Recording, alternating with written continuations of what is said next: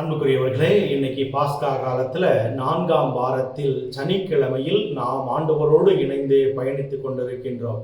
இன்னைக்கு ஆண்டவர் நமக்கு தருகின்ற செய்தி என்னன்னா, யோவான் நற்செய்தி 14ஆம் அதிகாரம் 7 14 வரை உள்ள இறை வசனங்கள்.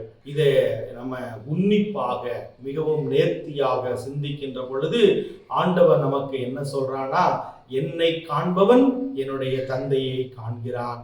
தந்தையினுடைய இரக்கத்தை காட்டுவதற்காகத்தான் இயேசு இந்த உலகத்திற்கு வந்தார் அப்படின்னு இயேசு தன்னுடைய சீடர்களோடு பேசி கொண்டிருக்கின்ற பொழுது, சீடர்கள் அந்த தந்தையாகிய கடவுளை பார்ப்பதற்கு அவர்கள் ஏக்கத்தோடு இருக்கிறாங்க. அப்போதான் இயேசு சொல்றாரு, நீங்கள் என்னை காணுகின்ற பொழுது என்னுடைய தந்தையை காண்கிறீர்கள். அப்போ இயேசுட்ட இவங்க என்ன பார்த்தாங்க?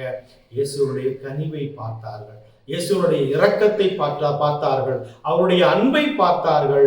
எங்கேயாவது ஒரு பிரச்சனை இருக்குதுன்னா ஓடி சென்று உதவுகின்ற அவருடைய அன்பையும் நேசத்தையும் இரக்கத்தையும் பார்த்தார்கள். அப்போ இந்த நல்ல குணங்கள் தான் தந்தையாகிய கடவுளுடைய குணங்கள்னு இயேசு மறுபடியும் சொல்கிறார். அன்புக்குரியவர்களே, அப்போ திரும்பவும் இயேசு என்ன சொல்றாருன்னா, என் மீது நம்பிக்கை வைப்பவர்கள் என்னை போல நல்ல காரியங்களை செய்வீர்கள், ஏன் என்னை விட மேலான நல்ல அற்புதங்களை செய்வீர்னு இயேசு சொல்லி இருக்கிறார். அப்போ நம்பிக்கை நம்மிடம் அதிகமாக தேவைப்படுகிறது. அன்புக்குரியவர்களே, இயேசு சொல்வது வெறும் வார்த்தை அல்ல, அது வாழ்வு. ஏன்னா இயேசு இறந்த பிறகு தன்னுடைய சீடர்கள் எல்லாரும் பல திசைகளுக்கு சென்று நற்செய்தியை அறிவிக்கின்றார்கள்.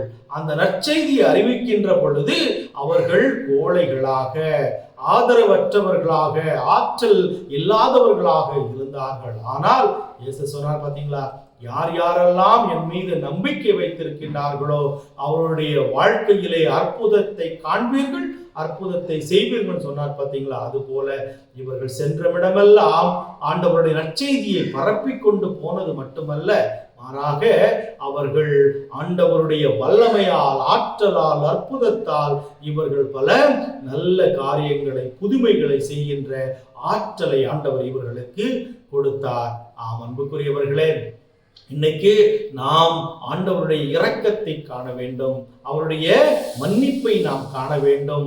அதுதான் தந்தையாகிய கடவுளுடைய பிரதிபலிப்பு. இன்னைக்கு நம்மை பார்க்கின்றவர்கள் ஒவ்வொருவரும் இந்த நல்ல குணங்களை பெற்று கொள்ள வேண்டும். அதனால நாம் ஆண்டவரிடம் இன்னைக்கு நாம் ஜெபிப்போம். ஆண்டவரே, உம்மிடம் இருக்கின்ற நல்ல காரியங்களை என்னுடைய வாழ்விலும் பிரதிபலிக்க எனக்கு ஆற்றல் தாருங்கன்னு நாம இன்றைய நாள்ல சிறப்பாக ஜெபிப்போம், தியானிப்போம். ஆண்டவர் உங்களை நிறைவாக ஆசீர்வதிப்பாராக.